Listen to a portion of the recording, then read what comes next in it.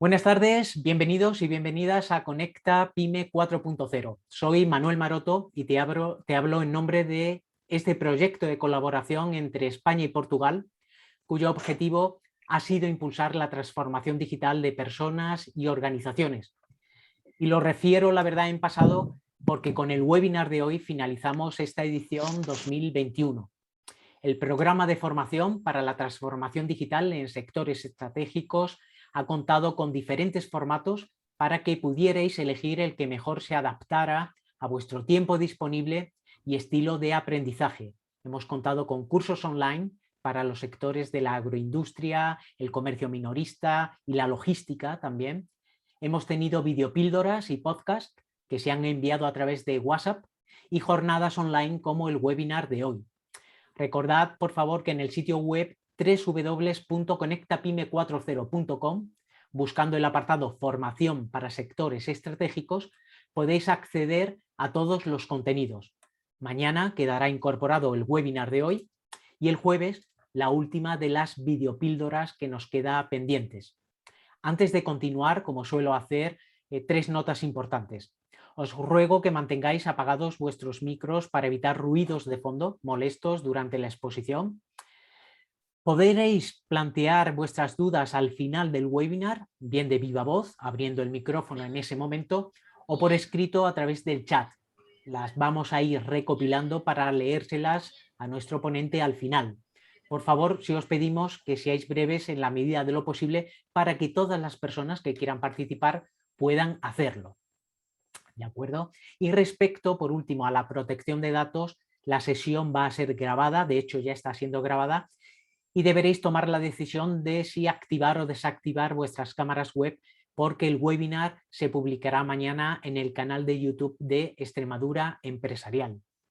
Y ahora sí, paso a presentaros a la persona experta de nuestro 11º y último webinar titulado Mindfulness, Gestión del Tiempo y el Estrés. Él es Eduardo Hernández, facilitador, speaker y coach especializado en equipos para el alto desempeño, en comunicación y en gestión emocional, que acumula más de 25 años de experiencia en estos campos. Lidera el proyecto alopráctico.es, en el que desarrolla equipos para el alto rendimiento, moviliza para gestionar competencias y genera caminos para encontrar nuevas soluciones a los retos que plantean cada día las organizaciones. Ha desarrollado innumerables tareas como profesor, ponente, formador en universidades, administraciones públicas, escuelas de negocio, organizaciones empresariales, colectivos sociales, fundaciones, hospitales, en fin, un largo etcétera. Gracias, Eduardo, por aceptar nuestra invitación. Y adelante, volvemos, si te parece, a vernos al final del webinar con el turno de preguntas. Muy bien, Manuel. Gracias, María Eugenia. Gracias a MindJob. Gracias a la Junta de Extremadura por permitirme estar esta tarde aquí con vosotros. Y gracias a vosotros por tener la gentileza y la amabilidad de conectaros en este webinar que se titula Gestión del tiempo y gestión del estrés en torno al mindfulness.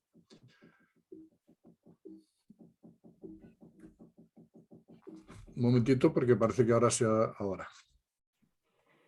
Ahora, se había parado un poquito el pase de las diapositivas.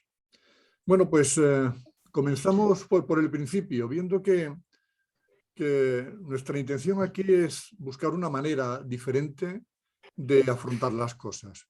Hasta ahora me he ido encontrando con gente que buscaba talleres de gestión del tiempo que se cargaban de herramientas espectacularmente buenas, pero que luego no les resolvían. Y es que faltaban cosas, faltaban palabras, faltaba un observador interno, faltaba algo para centrar nuestra atención, faltaba cómo reducir nuestro estrés disfuncional. Los objetivos de esta sesión van a ser valorar cómo la inatención, la falta de atención, nos está generando costes en nuestra tarea. Comprender que no gestionamos tiempo, sino que gestionamos prioridades, tareas. Vamos a conocer o a entrenar algunos recursos y a despertar algunas competencias que nos ayude a disminuir el estrés asociado muchas veces a nuestras propias tareas. El índice que vamos a llevar será el siguiente. Empezaremos por la atención, su entrenamiento, cómo prevenir el estrés, algunas leyes que de alguna manera desafiamos cada día muchos de nosotros. Vamos a detectar algunos boicoteadores o saboteadores internos, por lo menos los vamos a mencionar. Traeremos algunas técnicas aplicables para ver qué hacemos cuando aparece el multitasking, la multitarea, ¿no? La simultaneidad de peticiones, ¿no? Y veremos la matriz de Eisenhower como una herramienta potente que nos puede hacer bastante bien. Y finalmente traeremos pues, a algunos pensadores que pues, nos darán algunas pistas, algunas herramientas eficaces para la gestión de nuestros cometidos. Thomas Davenport de Accenture decía, la gestión de la atención es la clave del éxito en la era digital. Bueno, esta frase la he cortado de manera intencionada, porque lo que decía Davenport era, la gestión de la atención continuada es la clave del éxito versus rendimiento en la era digital. ¿Por qué he cortado la frase? Porque hoy decir atención simplemente es limitar el foco. La atención continuada se está convirtiendo en un elemento absolutamente escaso, porque no en vano estamos cambiando nuestro paradigma. Hasta ahora hemos estado trabajando en el paradigma de la memoria y el esfuerzo, entendiendo por esfuerzo, fuerza más habilidad. Pero ahora estamos en un momento nuevo, en una diferencia. Estamos en el paradigma de la atención. Claro, si la clave está en la atención, y cuando hablo de atención, atención versus dispersión, que es lo que entendemos por pérdida de tiempo, la pregunta que subyace aquí es, ¿tenemos recorrido? ¿Podemos hacer algo? ¿Tenemos más tiempo para hacer más cosas? Si encontráramos alguna forma para incrementar nuestra atención, ¿eso mejoraría de alguna manera nuestro rendimiento? Bueno, pues algunos estudiosos que se encargan de estos temas dicen que cuando estamos despiertos, aproximadamente el 47% del tiempo, nuestra mente está distraída. A la pregunta, ¿tenemos recorrido? Tenemos un 47%. ¿Qué pasaría si le ganáramos un 2%? ¿Qué pasaría si le ganáramos un 5% a esta parte distraída? ¿Crees que mejorarías? ¿Cambiaría algo tu situación? ¿Qué nos pasaba antes? Pues antes el trabajo estaba ciertamente muy definido. Era posible centrarse totalmente en la tarea. ¿Qué nos pasa ahora? Bueno, pues ahora hacemos lo mismo con alguna pequeña variación. Hacemos lo mismo mientras respondemos mail, mensajes, llamadas, reuniones, fechas, límites, clientes, padres, departamento de investigación. ¿Qué está pasando? Pues que la tecnología ha fraccionado las tareas, ha disminuido su complejidad y ha multiplicado exponencialmente su concentración en el mismo periodo de tiempo. ¿Qué nos falta? ¿Qué nos sobra? Desde mi punto de vista, nada. No nos falta nada.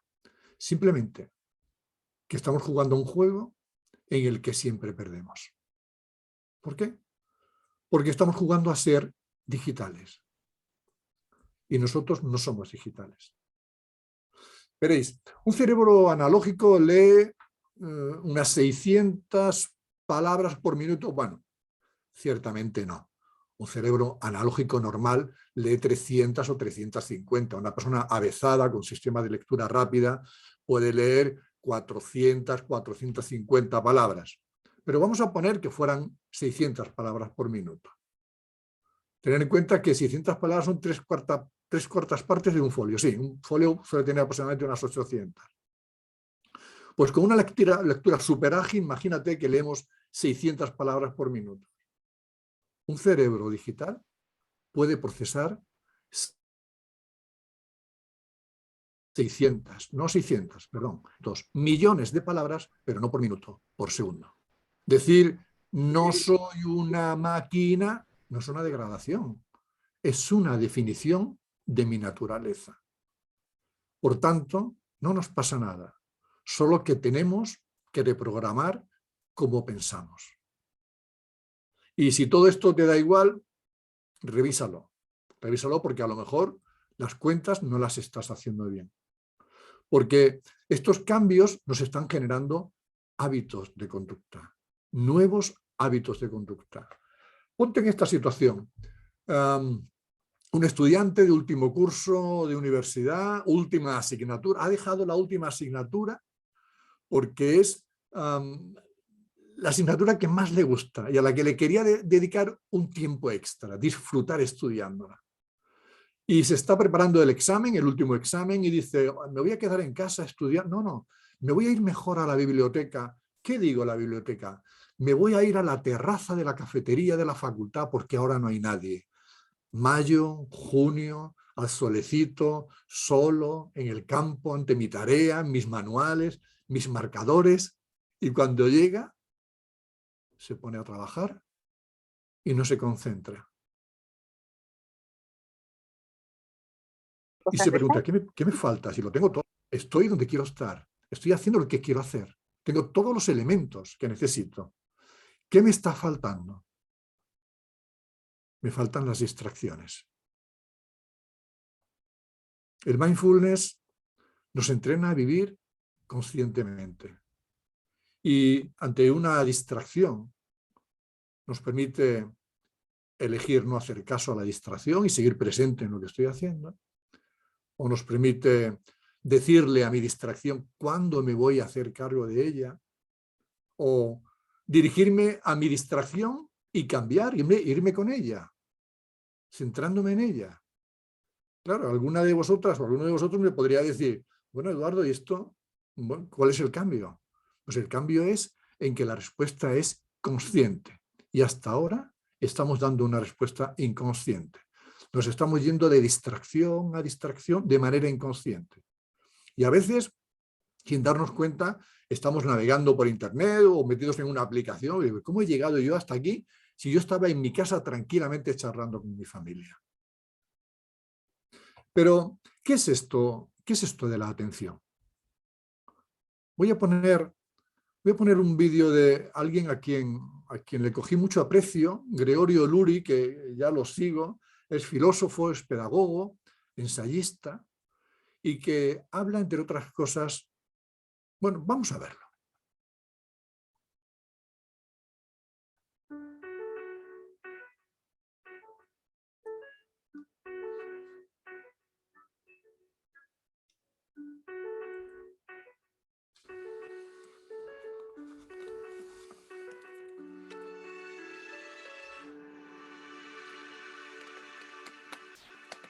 Hace unos años se equiparaba la sociedad de la información con la sociedad del conocimiento. Hoy sabemos que eso no es así y que muy probablemente no será nunca así. Más aún, que el exceso de información puede dificultar el conocimiento. Estar rodeados de tanta información que vivimos con peces en el agua que nunca se han parado a pensar que están dentro del agua. Es un medio natural. Para que la información se pueda transformar en conocimiento, se necesita realizar algunas operaciones sobre la información, pero para operar sobre ella necesitas dos cosas: capacidad atencional y después insistencia para poder desarrollar esto. Pero si con criterios económicos podemos decir que cuanto más asequible un producto, menos valor económico tiene, diríamos que hoy la información, precisamente porque está al alcance de todos, tiene un valor económico reducido. Lo que tendrá un valor, aunque ya lo tiene, pero tendrá un valor cada vez más mayor, será seleccionar la información ambiental, la información oportuna. Para eso se necesitan criterios, atención y capacidad, ¿no?, de trabajo.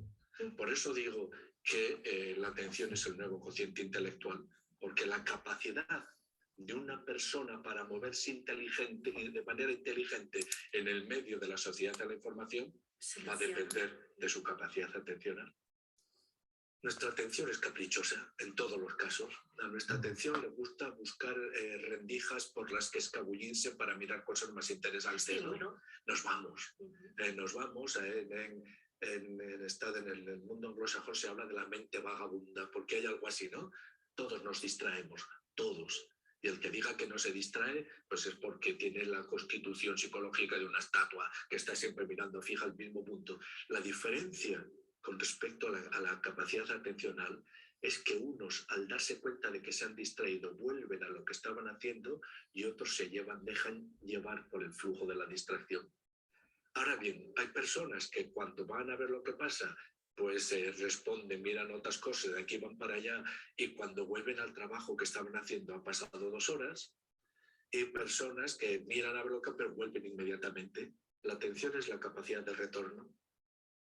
La capacidad de retorno inmediato, ¿no? A lo que estabas haciendo. ¿Y cómo hacemos si yo veo, pues a mi hijo le cuesta mantener la atención o se distrae? Necesito ayudarle a que trabaje en ese volver, ¿no?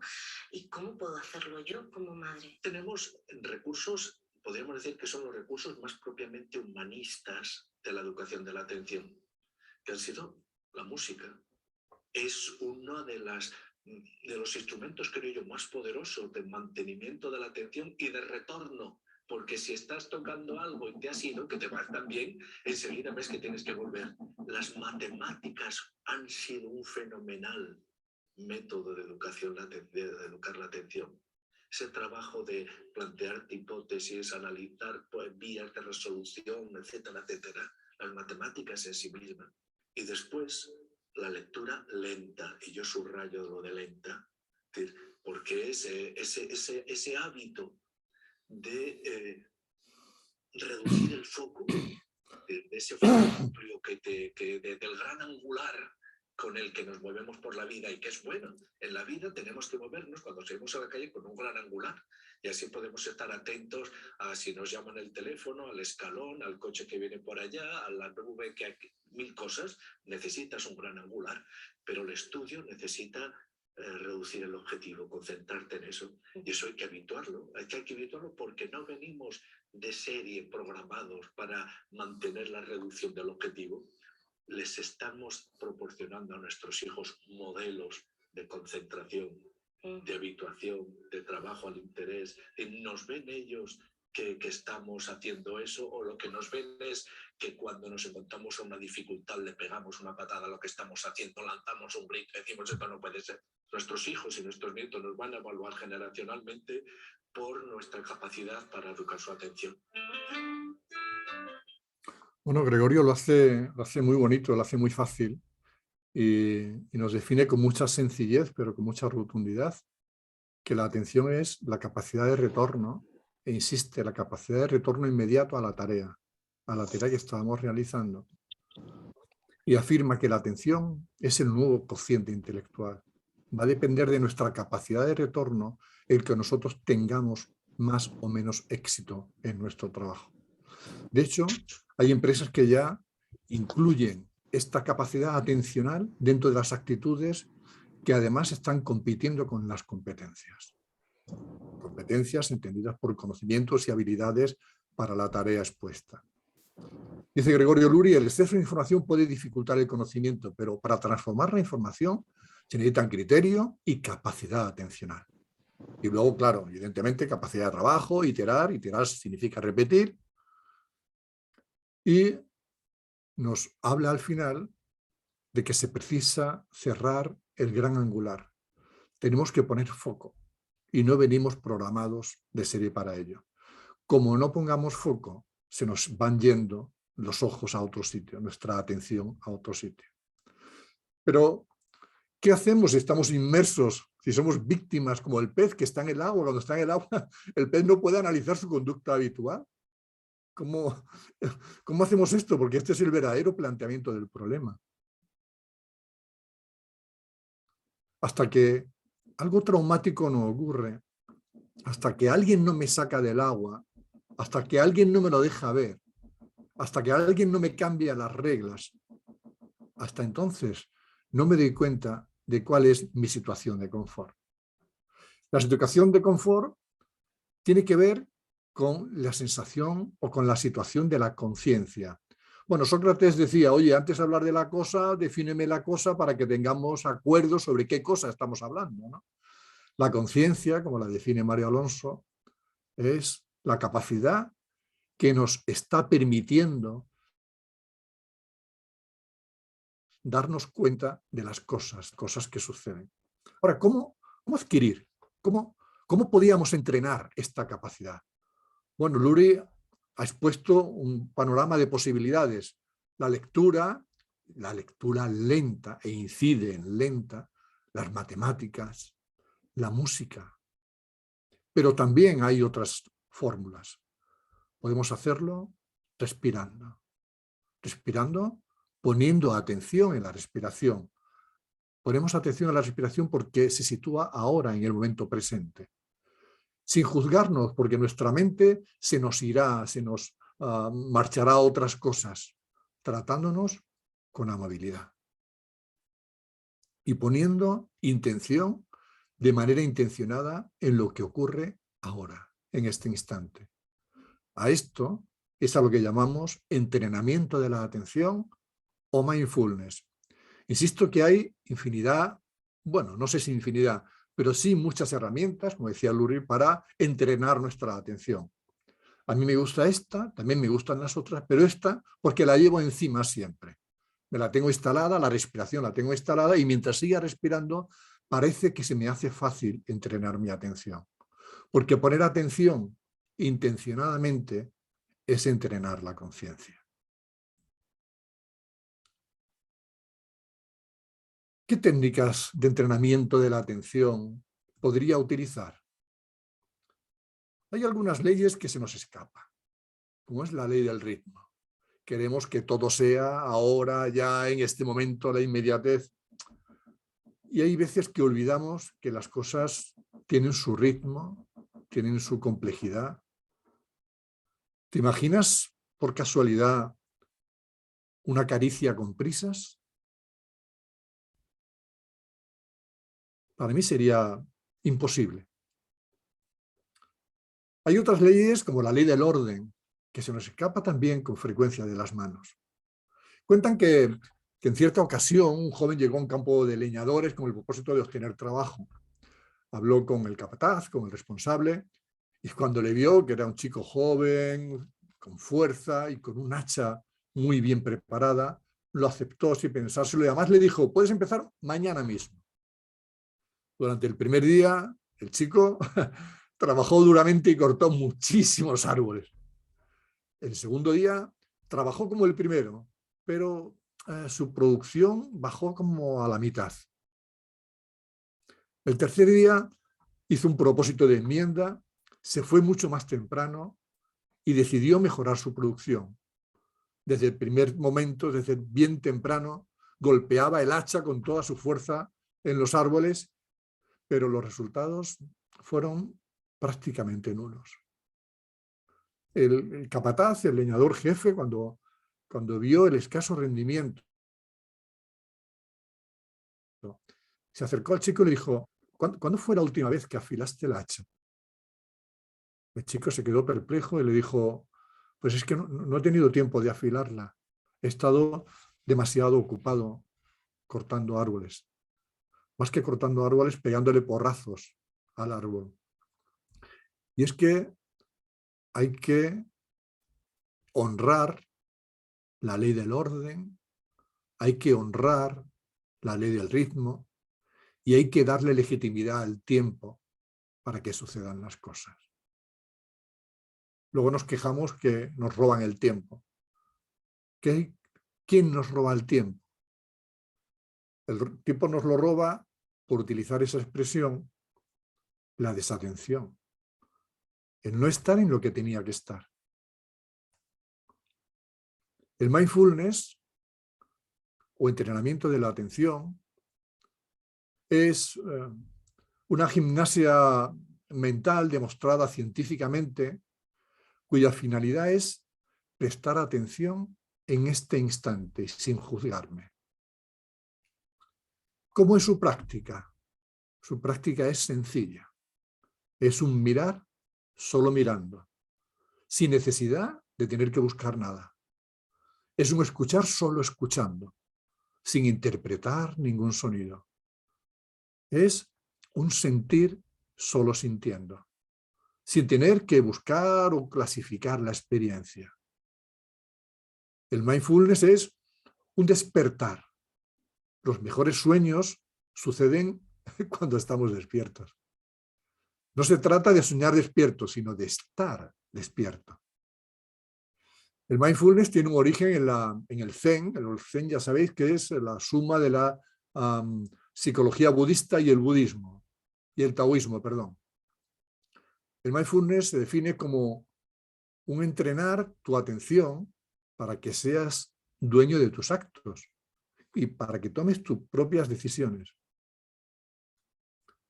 El mindfulness tiene una instrucción fundamental, una. Conviértete en un observador de lo que te está ocurriendo y no en lo que ocurre. Y tiene una actitud en el metamodelo. Cada vez que te distraigas cuando lo estés practicando, regresa una y otra vez a la experiencia. Ah, importante, hazlo con amabilidad.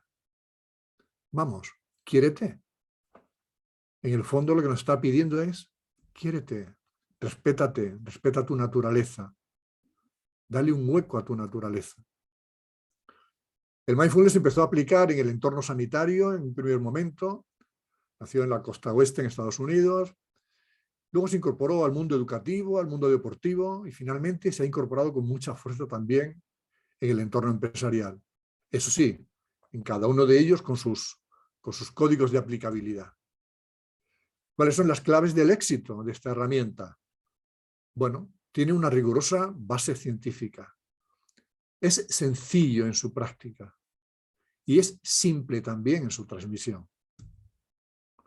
En el año 2003, en el PubMed, que es el buscador especializado de estudios de medicina basados en la evidencia, había apenas 52 anotaciones o estudios o investigaciones. En el año 2015 había más de 1.500.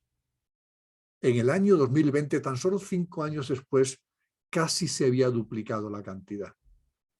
Esto nos da muchas garantías.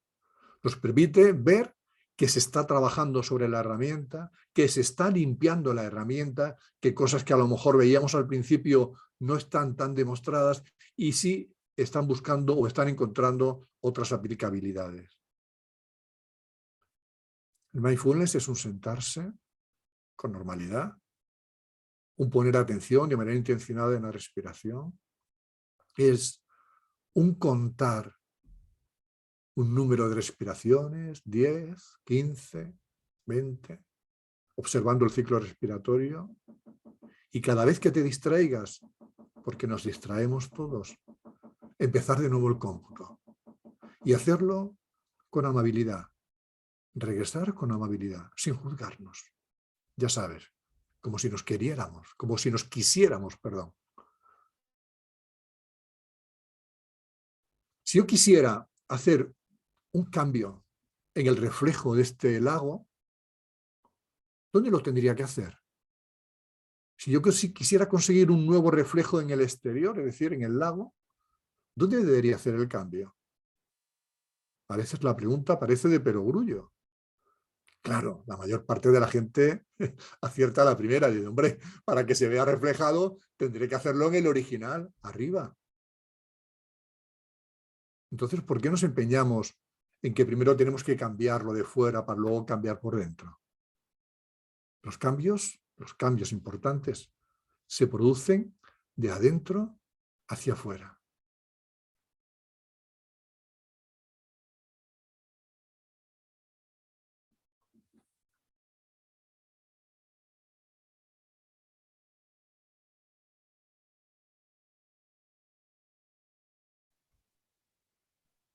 Lo han educado a ir rápido, lo han enseñado a correr, a tardar poco.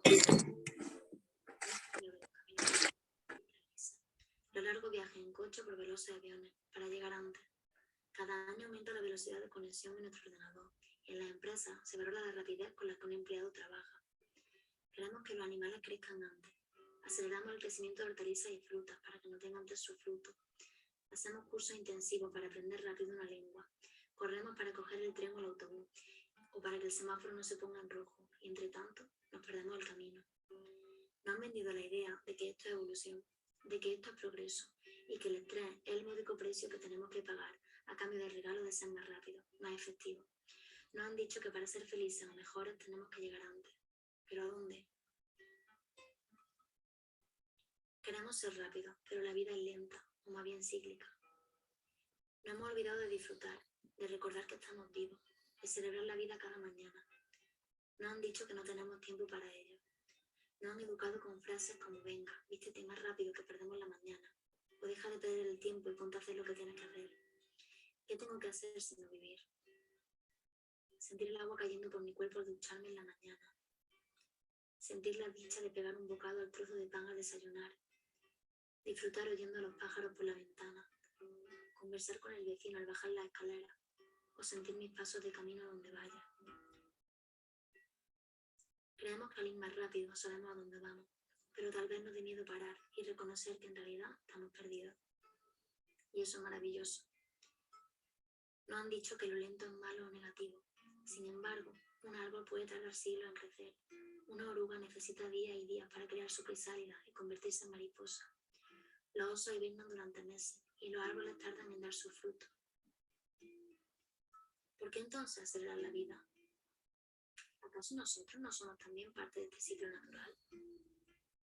¿Acaso somos felices cuando corremos más? Yo me bajo del tren. Es hora de caminar lento. Paso a paso.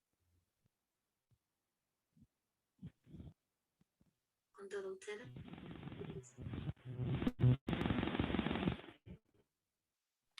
Gracias a Peter Slow por este caminar lento. La gestión de la atención, la gestión del tiempo, previene esto que llamamos el distrés o el estrés disfuncional. He querido traer un caso que está documentado y que está editado, que es el caso de un director general de Accenture. Este señor comentó que llegó un momento donde se dio cuenta que el cerebro estaba lleno, pero que él no le había echado mucha cuenta porque pensaba que eso era propio de su posición. Y bueno, como el caso está documentado después, él dice, a mí no me gustaba esto de las prácticas del mindfulness. El proceso es que de pronto un día no pudo levantarse. Alguien que amaba su profesión, que amaba lo que estaba haciendo, que soñaba con levantarse cada día para trabajar con su equipo. Un día su cuerpo no le acompañó. Él no entendía qué pasaba. No entendía cómo podría ser de debilitante esta fuerza. Y además cuenta, no lo vi venir, no me di cuenta. Probablemente porque vivía en piloto automático. ¿Cuántos de nosotros, o en cuántas ocasiones, nos hemos visto que estamos trabajando en piloto automático?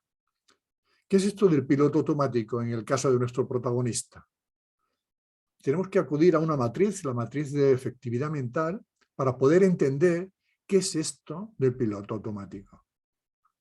Veréis, hay personas que viven distraídas y no lo saben, son inconscientes. Y una mente distraída no es práctica para el trabajo. Estar sin control y además no saberlo no es la mejor opción, ni personal ni laboral. Hay otras personas que están distraídas pero lo saben.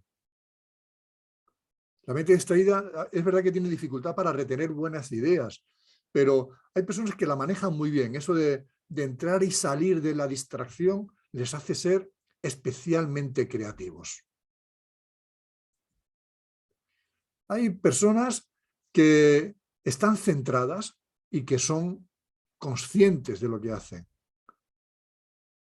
Digamos que estas son las personas que llamamos que están en mindful, ¿no? Que pueden convertir las buenas ideas en soluciones innovadoras, pueden retenerlas, pueden ejecutarlas. Es como si tuvieran un segundo de ventaja sobre personas. Esta es la mejor respuesta en la era digital, ¿no? Porque mejora el rendimiento y la economía de la atención. Pero hay un cuarto caso, que es estas personas que están centradas, pero no lo saben, están por algún momento desconectadas. Puede que no adviertan señales de problemas fisiológicos, como el cansancio, o de problemas del entorno que pudieran ser relevantes. Es como si estuvieran concentrados en su trabajo, pero no tuvieran una información de retorno. Este era el caso de nuestro protagonista, una persona que amaba su trabajo, que estaba centrado en su trabajo, pero no sabía que se había desconectado. Después de indagar y de trabajar con varias herramientas, generó una respuesta. Y dice así: introdujimos la práctica del mindfulness en nuestra cultura de trabajo. Y a continuación, y esto permitirme que lo lea, porque es casi una declaración, dice: conduje a mi equipo a hacer el trabajo que amamos de forma sostenible y al máximo nivel, sin sacrificar la vida personal. Claro, estos señores que todo lo estudian y todo lo miden, midieron qué efectos, tras incorporar esta metodología, qué efectos directos estaban observando. Y vieron que la memoria, la atención y la calidad del sueño había crecido por encima de un 30%. Pero no se habían quedado atrás la priorización, la reducción de tareas improductivas. E incluso habían mejorado en la disminución del estrés disfuncional y del cansancio mental. Hay otros estudios, también de la Universidad de Navarra, sobre efectos directos tras incorporar mindfulness en la organización, que han mejorado la dimensión cognitiva, la atención, que han incrementado efectos psicofísicos positivos de bienestar, que han desarrollado habilidades emocionales, más regulación emocional, más inteligencia emocional. ¿Son clave alguna de estas en tu trabajo? ¿Afectan a tu gestión del tiempo?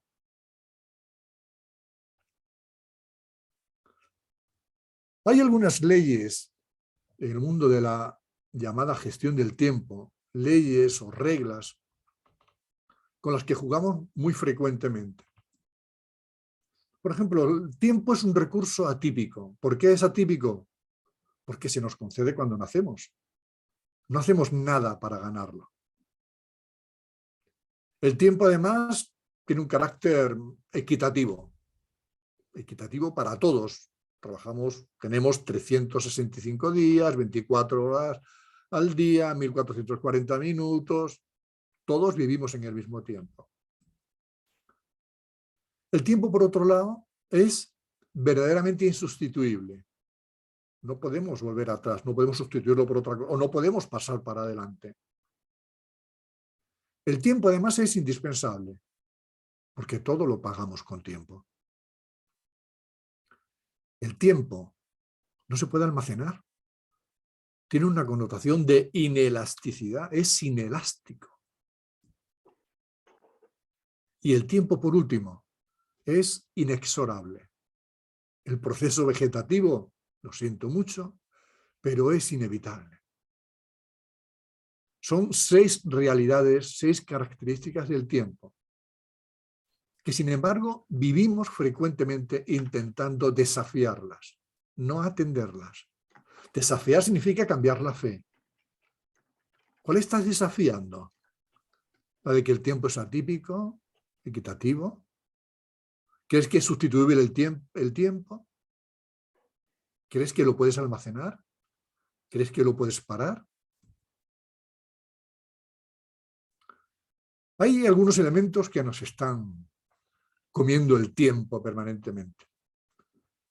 A estos elementos le llamamos boicoteadores o ladrones de tiempo.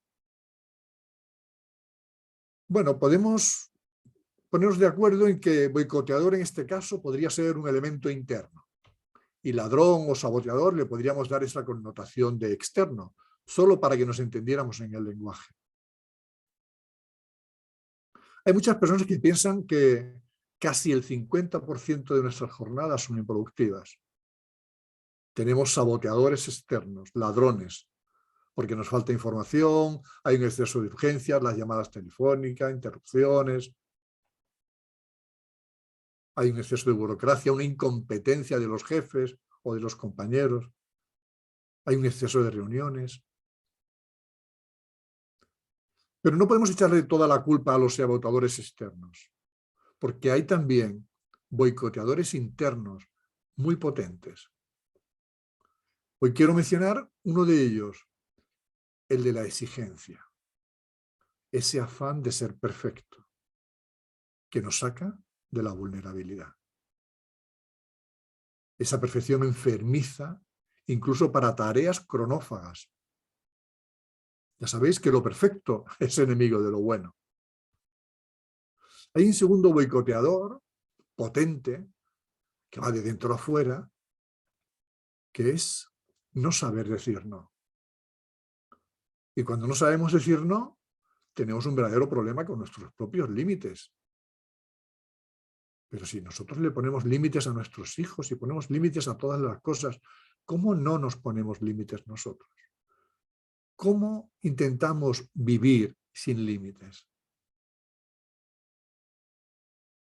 Hay dos principios de reto. El principio de los retos crecientes, que son saboteadores externos, ladrones, porque cada vez tengo más tareas, cada vez más acumulación, cada vez me exigen que estén mejor hechas, cada vez correr ya no vale, no es suficiente, tengo que hacer algo más, tengo que dar respuesta a todo ahora. La cantidad de problemas se multiplica de forma exponencial. Y queremos dar respuesta a esto. ¿Cuál es la trampa de actividad? ¿Puedes multiplicar el tiempo? No, es falso. Hay una ley que dice que no puedes hacerlo, que no es posible. Hay otro principio, el principio de los límites internos, y es que cada vez tenemos menos tiempo. Cada vez pensamos que tenemos menos recursos. A veces incluso nosotros mismos para resolver una cantidad ingente de tareas que antes igual hacíamos 3 personas, o 2, o 4. ¿Cuál es la trampa de actividad? ¿Puedo multiplicar el esfuerzo sin coste alguno? No se puede. Es falso. Hay que empezar a construir límites. Y para construir límites, tengo que empezar por declarar mis prioridades. Porque si no las declaro, tengo un verdadero problema. Porque si no las declaro, empiezo a ser de las otras personas. Empiezo a ser de mis jefes, de mis partidos políticos, de mi sindicato. Lo primero que entrego es mi disponibilidad, mi agenda. Y al final me quedo como sin vida. ¿Y tú qué haces? Pues yo lo que diga mi jefe. Y si es urgente, pues lo que diga el jefe. Y si te lo pide el jefe de tu jefe, bueno, pues lo que diga el jefe de los jefes. Tenemos que empezar a construir límites. Construir límites es declarar que somos analógicos, que no somos digitales. Hace algún tiempo me invitaron a dar un curso de la gestión del tiempo a una gran empresa en Algeciras, y entonces pregunté ¿cuántas personas de la sala, había mucha gente, cuántas personas de la sala han hecho alguna vez un curso de gestión del tiempo?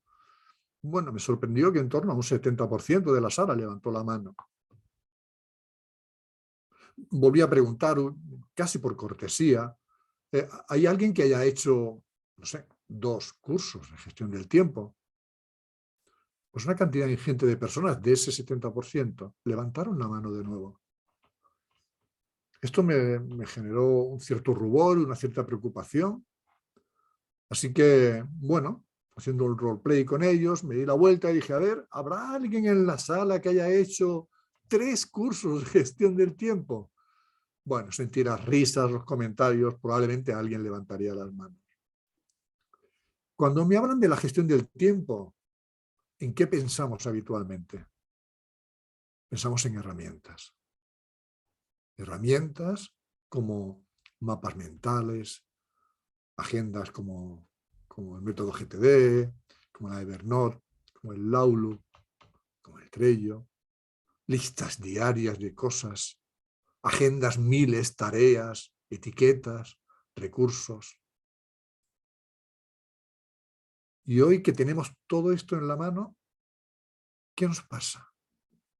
¿Qué nos pasa que esto no resuelve? ¿Qué nos está faltando? Rodeado de la mejor tecnología jamás conocida, ¿qué nos está pasando? ¿Qué nos está faltando?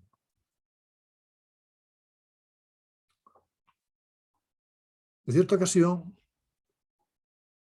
un padre decidió emprender un largo viaje con su hijo para enseñarle el mar. Cuando por fin llegaron al mar, el niño fascinado se quedó mudo y al cabo de un rato pronunció 3 palabras. Ayúdame a mirar. Era tal la magnitud de aquello que contemplaba por vez primera que sus ojos solos, sin entrenamiento, no podían hacerlo sin ayuda. Esto cuenta Eduardo Galeano. Ayúdame a mirar. Tengo que empezar a mirar este problema mal llamado gestión del tiempo, de alguna manera diferente, de manera que me permita dar una respuesta fiable y una respuesta que además me genere resultados. El mindfulness, o entrenamiento de la atención, me permite entrenar la manera de observar los problemas. Porque es nuestra manera de cómo miramos las cosas lo que contribuye a cómo configuramos el mundo. Se me ocurría utilizar la analogía de que en ese taller venimos a encender luces en habitaciones oscuras. Luces para poder incorporar nuevas palabras, para que podamos ver con claridad a través de nuevos recursos. Pero en esto de la gestión del tiempo, ¿qué nuevas palabras me están faltando? Pues me faltan palabras como lenguaje. José Luis San Pedro dice, el tiempo no es oro, el tiempo es vida. El tiempo no vale nada, el tiempo es la propia vida. La gestión de nuestro lenguaje distorsiona nuestra capacidad para poder afrontar los retos. Si no nominamos las cosas como son, no podremos encontrar soluciones. ¿Alguien ha utilizado alguna vez la expresión de se me echa el tiempo encima? Siguiendo la analogía de José Luis San Pedro, ¿se me echa la vida encima? ¿O a alguien le ha parecido una tarde medio lluviosa decir, hoy no he hecho nada? ¿Cómo que no he hecho nada? El problema de la gestión del tiempo surge en el lenguaje. Hace 35, 40 años, la sensación de no tener tiempo no era un problema. Es una cuestión más propia de la era digital. Es verdad que existía el concepto, pero no era ni acuciante ni generalizado.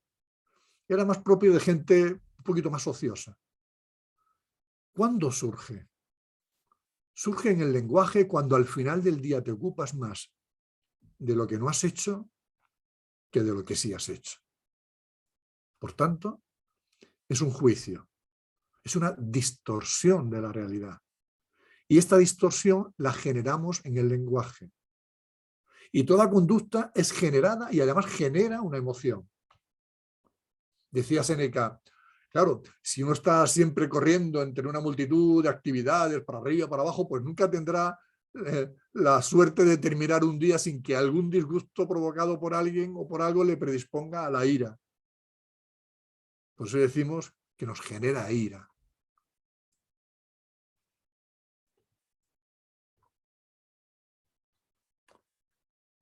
El problema de la gestión del tiempo nace cuando distorsionamos, cuando hacemos de lo particular lo general, cuando perdemos el foco, cuando generalizamos, cuando vivimos en piloto automático, cuando vivimos de manera inconsciente. Cuando hacemos las cosas en piloto automático, somos menos conscientes de las cosas que hacemos y ponemos más énfasis en lo que no hacemos. ¿Cuál es la emoción que nos genera? La ira. ¿Cuál es la conducta? El distrés, el estrés disfuncional y la sensación de insatisfacción. Sin embargo, cuando vivimos y hacemos conscientemente, a medida que somos más conscientes de los límites, cuando sabemos lo que hemos hecho y lo que no hemos hecho, cuando hacemos un análisis positivo, la emoción que me genera es alegría. Y la conducta es el eustrés, que es el estrés funcional, el que me impulsa. ¿Cuál es la sensación? Estoy más contento y soy capaz de desconectar al final del día. Esto es estar en mente completa. Esto es estar en atención. Eso es estar en mindfulness. Por tanto, son dos modelos. Puedo estar viviendo conscientemente, con buen estado de ánimo y poder desconectar al final del día, o puedo estar en piloto automático, que lo que hace es que me genera ansiedad, insatisfacción. El mindfulness contribuye a minorar el piloto automático y a que tomemos conciencia de lo que hacemos mientras lo hacemos. Pero continuemos con las palabras. El lenguaje me ayuda a entender que hay cosas que yo estoy distorsionando a la hora de utilizarlo y por tanto pondré un poquito más de atención en ello. Y ya que sale la palabra atención, vamos a incluirla en nuestra sala oscura. La gestión de la atención. Cada vez que me distraigo, incremento el tiempo. Incrementar el tiempo de una tarea conlleva muchas veces incrementar el coste de la misma tarea. Y cuando incremento el coste de la tarea se convierte en ineficiente. Y además de incrementar el tiempo, muchas veces multiplico su complejidad. La cantidad de desconexiones de una tarea hacen que una tarea simple se convierta en una tarea compleja que tengo que leer 30 veces. Y eso favorece el riesgo a equivocarme. Y eso me genera una ineficacia. En una entrevista que le hacía Pablo Motos a Tony Nadal, Pablo Motos decía una frase que es muy de libro, pero que la quiero traer aquí, que decía: la concentración es de los mayores poderes del ser humano. Y Tony Nadal, en este hablar simpático y facilón, decía: yo le suelo decir a mi pupilo, oye, golpea lo mejor posible que puedas, cada vez. ¿Has terminado ese golpe? Al siguiente, olvídate ya de ese golpe, ya pasó, ya está en el pasado. Pon atención en el siguiente golpe. Esto obligaba a Rafa a estar permanentemente en el presente de las cosas presentes. En la carrera que hay que dar ahora, en el golpe que hay que dar ahora, en la posición que tengo que ganar ahora. Permanentemente la clave estaba en la atención. El mindfulness nos propone entrenar nuestra atención para estar en esta clave, en el presente de las cosas presentes, en comer mientras comes, en jugar mientras juegas o en trabajar mientras trabajas, en ganar mientras ganas y en perder también mientras pierdes. En esta habitación oscura donde hemos incorporado el lenguaje y la atención, me gustaría incorporar una nueva palabra: la energía. Porque la energía tiene que ver mucho con mis acciones. ¿A alguien le ha pasado alguna vez, lunes 10 de la mañana, y sentirse derrotada o derrotado porque pensamos, no sé si voy a tener tiempo? Con el tiempo distorsionamos, porque en el fondo lo que no sé si voy a tener es energía para poder acometer, para poder enfrentarme, para poder hacer. ¿Somos capaces de gestionar la energía necesaria para cada actividad? Una cosa es la calidad de la energía y otra cosa es la cantidad de la energía. La cantidad, ya sabéis, todos disponemos del mismo tiempo, esas 24 horas, 1440 minutos al día. La cantidad viene determinado por el cronos. Y la calidad viene determinado por nuestros ciclos vitales. Y son diferentes en cada uno de nosotros. La calidad viene determinado por el kairos, por la experiencia. Desde el punto de vista de la energía, el día no es un elemento lineal. Aunque en el lenguaje así lo expresemos, no es un elemento lineal. Desde el punto de vista de la cantidad de energía, hay personas que se incorporan al trabajo y solo quieren ciclos de acción y hacer. Actividad intensa, sin recuperación, al cabo del día, agotamiento. ¿Por qué juegan a esto? Porque piensan que ahorrarán tiempo. Creen, pobres, que viviendo en ciclos de acción únicamente ahorran tiempo, hacen más cosas, viven más, ganan más. Creen que apretando más la capacidad será infinita. Sin embargo, a mayor esfuerzo sin descanso, menor rendimiento a largo plazo. Y además, cada vez es más difícil la recuperación. Hay otras personas que están justo en el otro polo. Personas que desde el punto de vista de la cantidad de energía están siempre en fases de recuperación. Espérate, ya haremos esto porque hay tiempo de sobra. Personas que tienen una baja tasa de esfuerzo. Son laxos. ¿Cuál es la trampa de actividad? Pues que son derrochadores de tiempo. Piensan siempre que ya habrá tiempo para hacerlo. La paradoja es que una tarea, mayor tiempo disponible, menor intensidad en la tarea. Pero ¿cuál sería el punto para todo esto? El punto está justamente en la combinación. Desde el punto de vista de la calidad de la energía, combinar ciclos de acción y ciclos de recuperación en pesos más o menos así, nos hacen que obtengamos un gran rendimiento. Este es el secreto. Poner foco en la acción y foco en la recuperación. Hace algunos años hicieron un estudio con dos grupos de tenistas muy similares, con las mismas características, ¿no? Tenían una condición atlética equiparable, conocimientos técnicos, periodos de entrenamiento, incluso sus entrenadores y sus técnicos eran los mismos. Al primer grupo le sometieron a una actividad intensa, sin recuperación, poniendo foco solo en la actividad.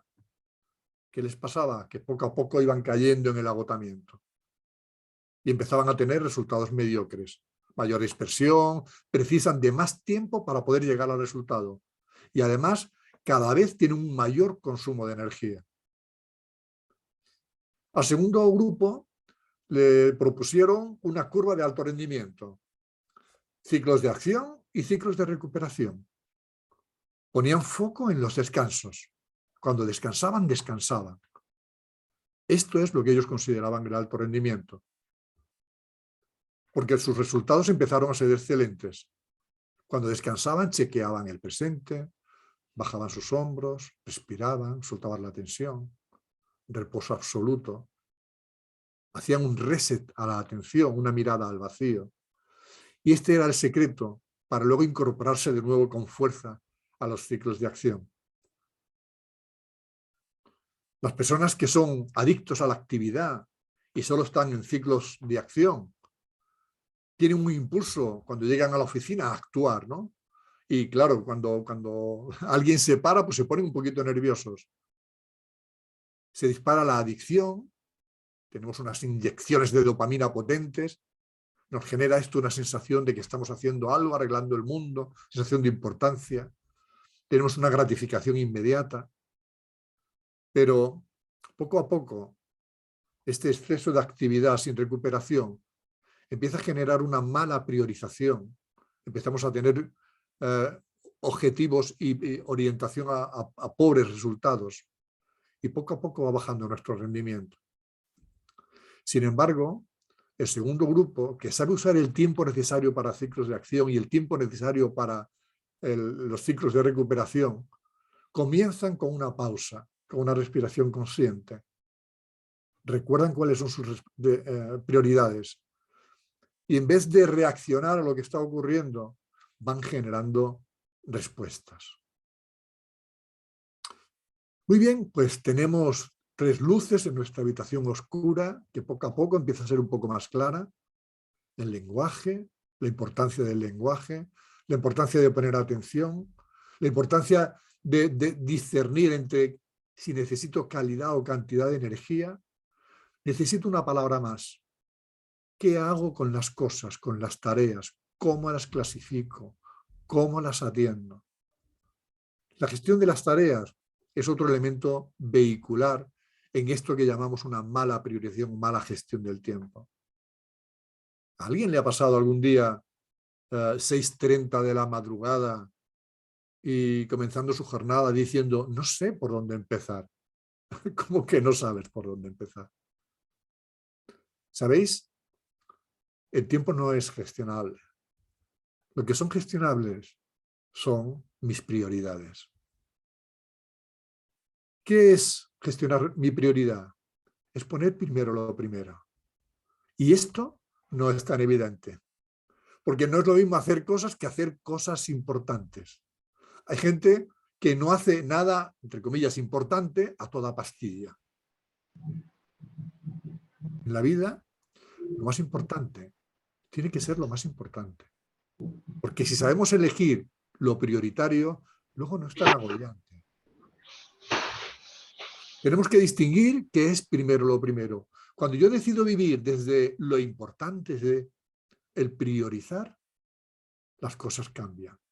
Mi lenguaje cambia. Mi lenguaje está en el gestiono mi tiempo o hago cosas. Cuando vivo en primero lo primero, solo tener una mayor sensación de eficacia y de plenitud. Sin embargo, cuando decido vivir en lo urgente, en la reacción, empiezo a tener cambios de humor frecuentes, facilita para irritarme, ataques de ira, ganas de llorar, estrés al fin y al cabo. Y eso, algunas personas dicen que esto está guay, eso de hacer 18.000 cosas a la vez. Perdonad, esto no es guay, esto no está bien. Cuando decido vivir en lo urgente, mi lenguaje está en no tengo tiempo. Por tanto, a través del lenguaje podemos descubrir en dónde estamos. ¿Estamos sabiendo priorizar? Probablemente utilizar el término gestiono o hago cosas. No estoy sabiendo priorizar y estoy siempre a la última pregunta. Estoy al borde siempre del precipicio, viviendo del urgente. Estaré quejándome diciendo no tengo tiempo. Así que gracias al lenguaje, una vez más, por facilitarnos esta comprensión. La práctica habitual del mindfulness nos favorece el orden, la atención, y nos enseñan a distinguir qué es primero lo primero en mi vida. Porque si algo nos ha enseñado la pandemia, es que nadie está demasiado ocupado. Esto es solo cuestión de prioridades.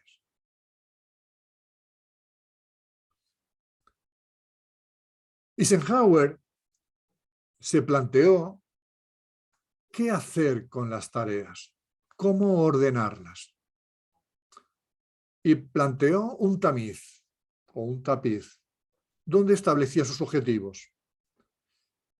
Y cuando venía una tarea, primero preguntaba si la tarea pasaba por el tapiz.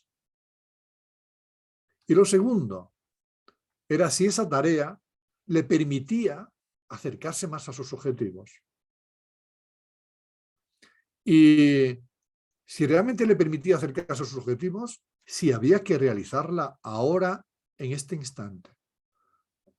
De tal manera que marcó un sistema de priorización.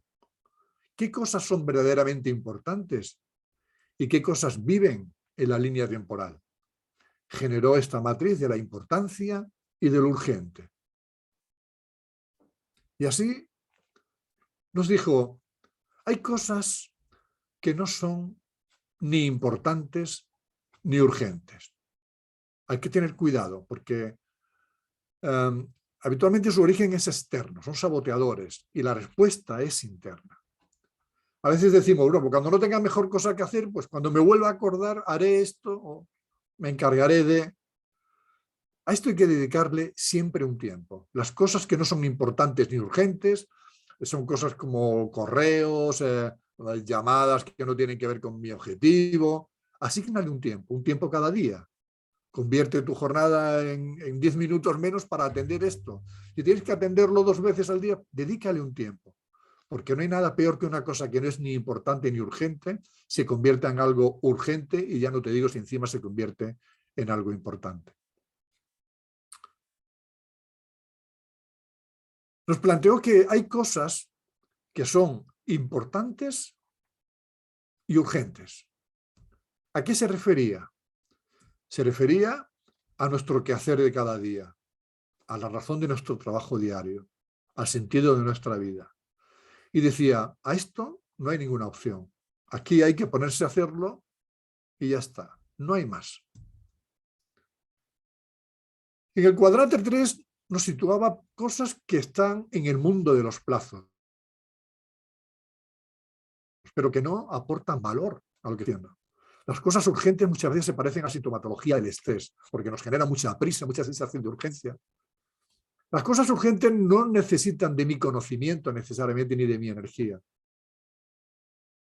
Hay que calendarizarlas, porque si no, pueden comernos los pies. Las cosas urgentes hay que hacerlas, y hay que hacerlas en los plazos. Las cosas urgentes pueden ser, por ejemplo, en una empresa, los impuestos. Son cosas que no generan valor, pero que como no las atiendas en los plazos adecuados, estás fuera. Si puedes, delégalas, porque absorben tu energía. Y por último, hay cosas que son importantes. No viven en el mundo de los plazos. Pero si no las revisas de vez en cuando, te puede generar una desorientación personal o profesional. Es como un decidir qué quieres que pase en tu empresa, qué quieres que pase en tu vida. Estas cosas nadie las puede hacer por ti. Eres único y singular, eres la única persona que puede hacerlo. Tiene que ver con la planificación. Asígnale cuándo te vas a hacer cargo de ella y hazlo con calma. Hay que tener mucho cuidado, como decíamos antes, que esas cosas no importantes y no urgentes se nos conviertan en urgentes, porque nos generarán mucho estrés. Y evitar esto es un buen consejo. Estas tareas las llamamos tareas cronófagas porque nos comen el tiempo y no nos aportan nada. Pueden volverse recurrentes. Y en cuanto a las tareas importantes, hay que tener mucho cuidado de dedicarle su tiempo, porque si algún día tienes que tomar una decisión que condiciona tu vida, la de tu familia, la de tu trabajo, y no le has dedicado el tiempo adecuado, puede que la prisa te invite a tomar una decisión poco apropiada.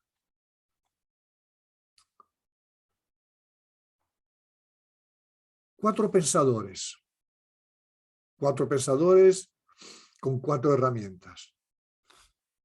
Pareto nos decía que el 80% de las consecuencias proviene del 20% de las causas. Parece que hago mucho, pero realmente lo que me da rentabilidad tan solo es el 20%. La cuestión que yo me planteo es, ¿están orientadas mis actividades a mis objetivos? ¿Son eficaces? Pues la gestión del tiempo en base a mindfulness me ayuda a priorizar, a poner primero lo primero. Murphy, conocido por otras muchas cosas, tiene la ley de la entropía. Dice, lo que puede salir mal, saldrá mal. Así que si no prevés que una cosa puede salir mal, si no prevés que detrás de una cita puede haber unos minutos de demora, si no consideras que tiene que haber huecos entre tus cosas, puede que algún día te vaya mal.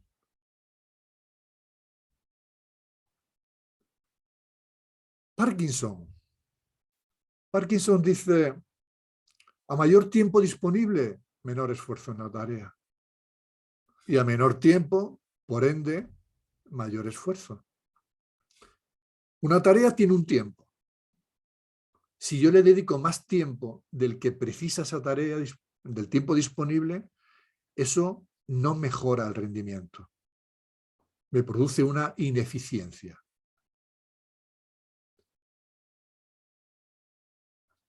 El gestionar el tiempo en base al mindfulness nos ayuda a saber usar el tiempo necesario y el descanso necesario.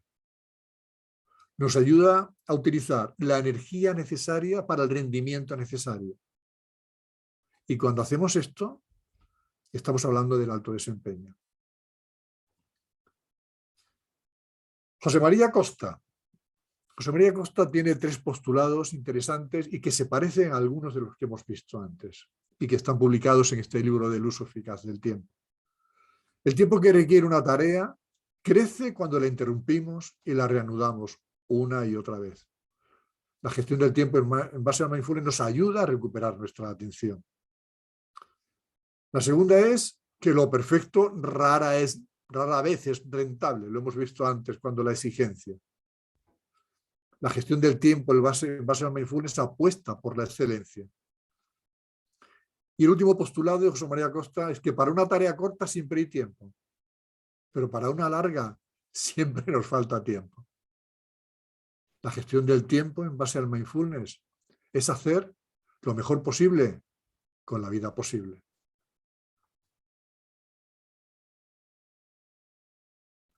El mindfulness nos ayuda a evitar esta multitarea, hacer muchas cosas a la vez con bajo rendimiento.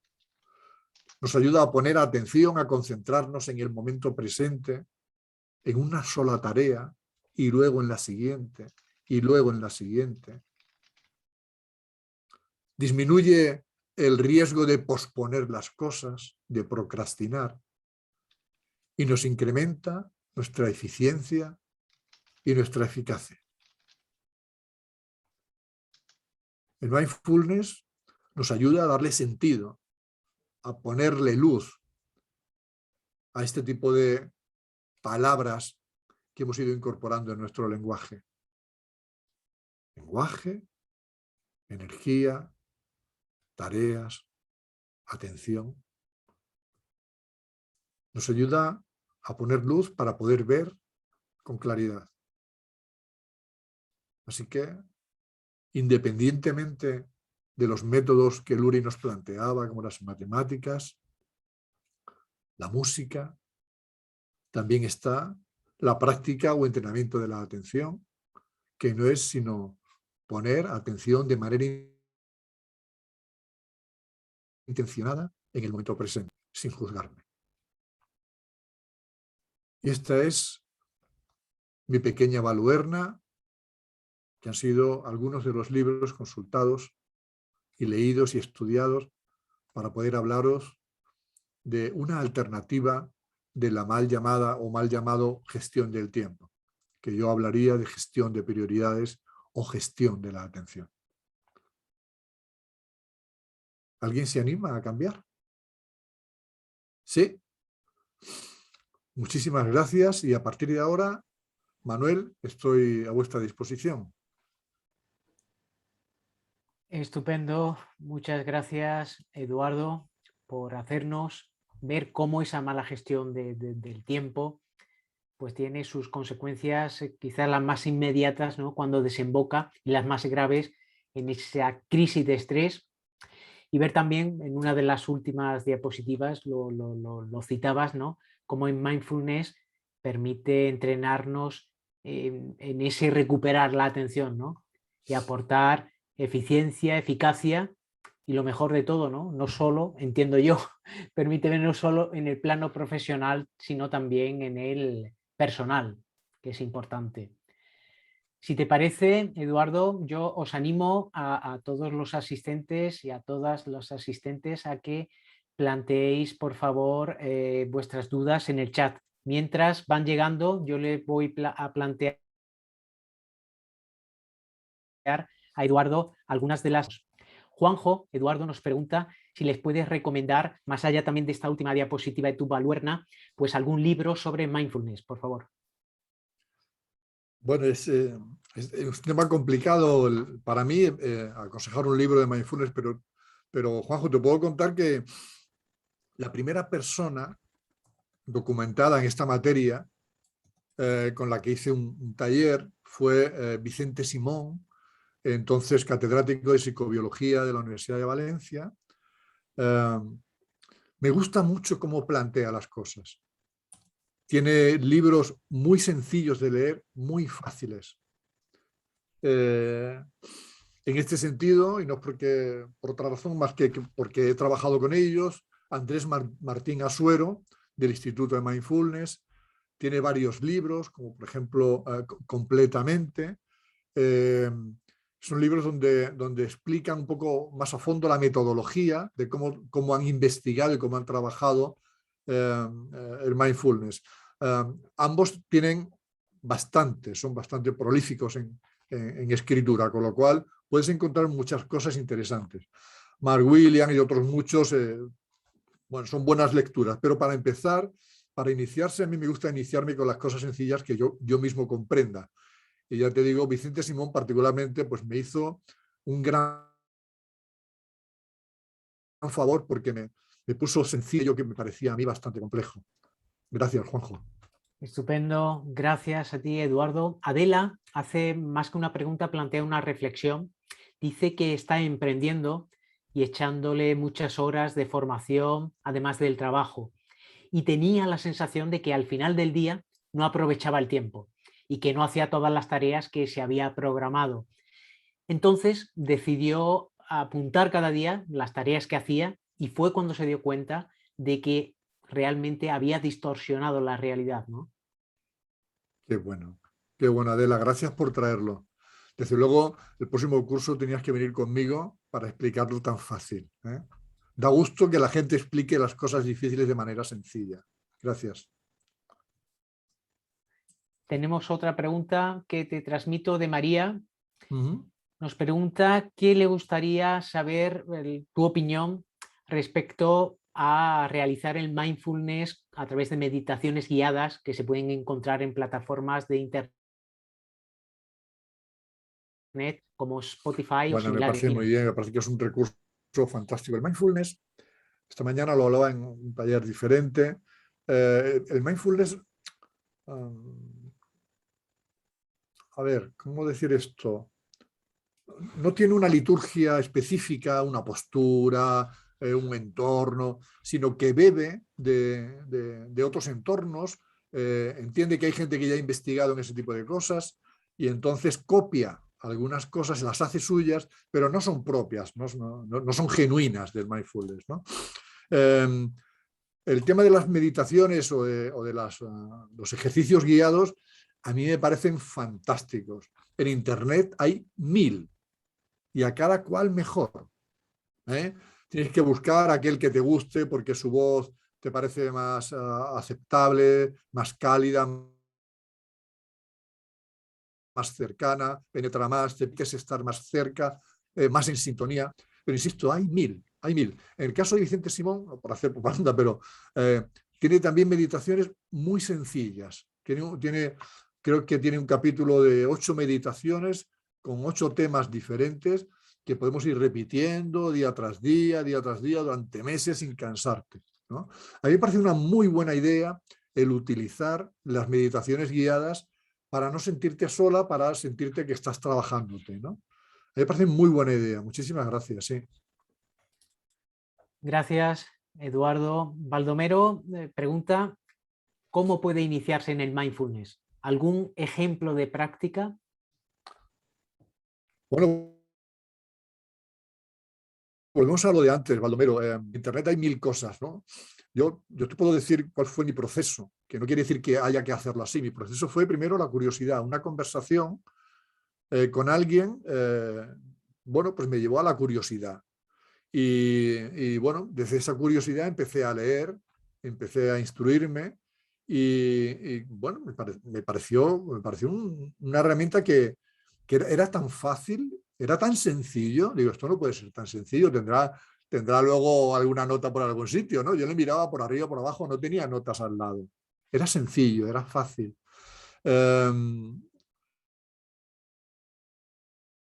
es verdad que con la gente a la que estoy, pues, bueno, pues me parecía que lo hacían muy bien, ¿no? Y luego tuve la oportunidad de formarme con un buen formador, como he dicho antes, y después de hacer un MBSR con otra empresa. Entonces, bueno, pues estos elementos me ayudaron a darle una forma para hacer un trabajo a nivel personal. Lo curioso de todo esto es que un día alguien me dijo, oye, tú no sabrás nada de esto, ¿no? Digo, bueno, no, la verdad es que no. Bueno, yo lo practico, pero no. Oye, ¿por qué no vienes y nos lo cuentas? Entonces fui y se lo conté, y desde entonces, pues esto ha sido un increciendo, ¿no? La demanda, no te puedes ni imaginar hasta qué punto está creciendo esto. Pero empecé desde la simza, leyendo, buscando autores sencillos, y si puedes encontrar un formador o una formadora, no sé de dónde me hablas, Baldomero, pero hay buenísimos formadores en muchísimos sitios. Yo conozco muchísimos formadores, maestros de mindfulness que van un nivel por encima, que se encargan ya de sostener comunidades de aprendizaje, ¿no? Que no es mi caso, y que se dedican a ello ya profesionalmente y exclusivamente, que están haciendo un trabajo espectacular, verdaderamente espectacular. Que Baldomero, busca un formador, y si quieres empezar a brujulear, pues buscarse lecturas sencillas, ¿no? disculpa, Eduardo, apunta Baldomero que nos habla desde Badajoz. Ajá, perfecto. Bueno, pues en Badajoz no voy a hacer así publicidad en abierto porque conozco muchos, pero si quieres en privado podemos luego comentar y decirte dónde podrías encontrar gente que te ayudara, que te apoyara, o en las que de apoyarte para iniciarte como mindfulnero, ¿no? Como persona practicante de mindfulness, que esté la práctica de la atención, ¿no? Gracias, Baldomero. Gracias, Eduardo. Tenemos una última pregunta de Laura, que nos dice que le gustaría conocer tu opinión acerca de la procrastinación, si crees que también es, junto con la falta de atención, uno de los males, entrecomillado, de nuestra sociedad actual. La procrastinación es una consecuencia, no es un mal en sí. Es una consecuencia de cómo vivimos. Procrastinar es posponer cosas. A veces posponemos las cosas porque no le encontramos, o bien no le encontramos que somos nosotros los que tenemos que hacer la tarea y nos resistimos a hacerla y por eso la posponemos, y otras veces porque no encontramos rentabilidad en esto, ¿no? Y eso nos hace posponer, ¿no? Es verdad que también existen miedos, miedos a acometer una tarea, miedos a si voy a saber o no.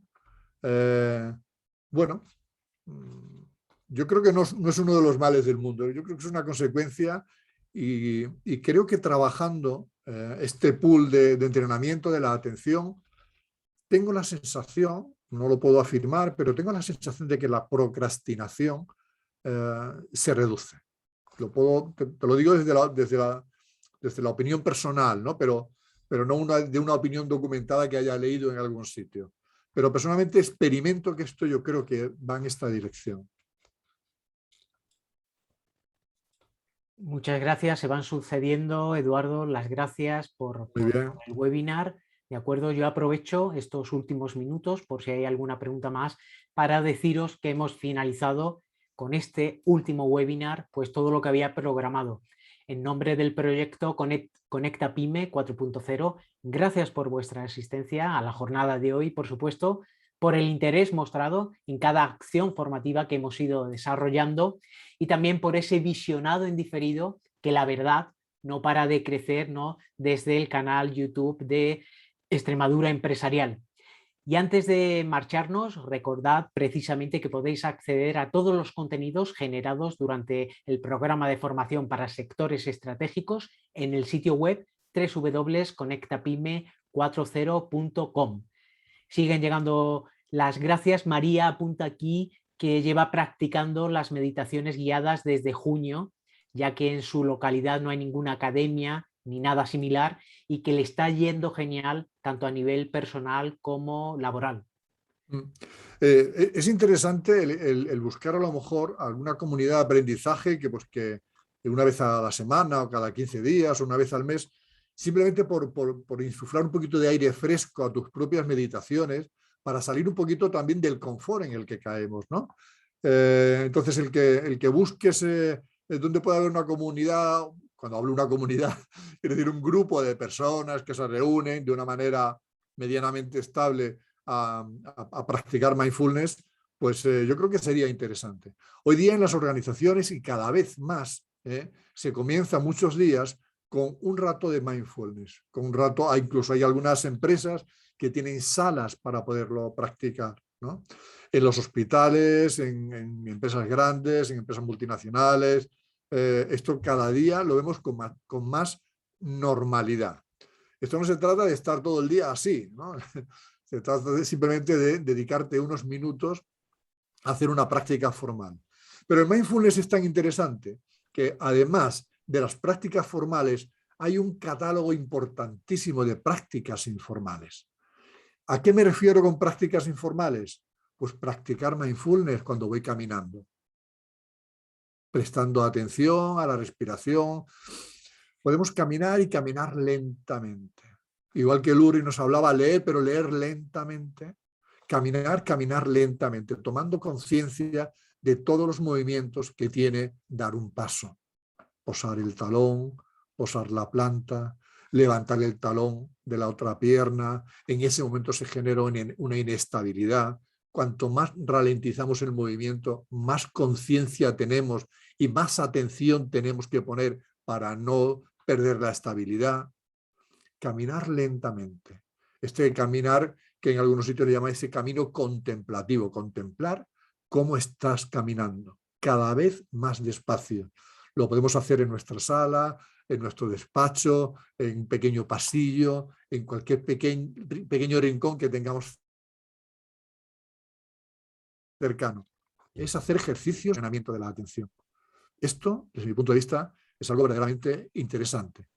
El poder centrarte cuando vas en un tren, no en Extremadura, pero sí cuando vas en un autobús, el poder centrarte en tu respiración, cuando vas en un coche no conduciendo, el poder cerrar los ojos y durante unos minutos prestar atención a cómo está siendo tu respiración, darle legitimidad a cómo está sucediendo, no cambiar nada, el estar simplemente atento, el chequear tu cuerpo para saber si tu cuerpo está incorporando las cosas que están ocurriendo a tu alrededor, el conversar con tus dolencias o el conversar con aquellas señales que provienen del cuerpo, que pueden venir del vientre, que pueden venir del pecho, que pueden venir de los hombros, que pueden venir del cuello, el destensar nuestra cara. Destensar la cara por partes es un ejercicio fácil y súper interesante. El empezar a destensar la frente, destensar el entrecejo. En el entrecejo concentramos casi toda la expresión de nuestras emociones. Eso te permite destensar tus pómulos. Los pómulos están unidos con un músculo, el músculo bicigótico con la comisura de los labios. En fin, hay una cantidad de posibilidades ahí de poder hacer una práctica informal que, vamos, no practicarlo es simplemente porque uno no quiere hacerlo, pero recursos y posibilidades tenemos muchas. Gracias, Eduardo. Esto de la práctica informal yo creo que nos viene bien a todos, ¿no? Para, como camino iniciático se suceden las gracias, muy interesante, hay que llevarlo a cabo, webinar súper interesante, gracias. Y nada más, a todos vosotros, hasta la próxima ocasión, saludos, gracias Eduardo, ha resultado muy interesante, comentan a última hora Ana, por lo que he aprendido, en fin, enhorabuena al ponente, todo es, pues bueno, para bienes. Gracias a todos, gracias Eduardo, gracias María Eugenia. Muchas hasta la próxima. gracias, Eduardo y Manuel. Adiós. Nada, yo encantado, gracias a todos. Gracias. Muchas gracias, buenas tardes. Buenas tardes.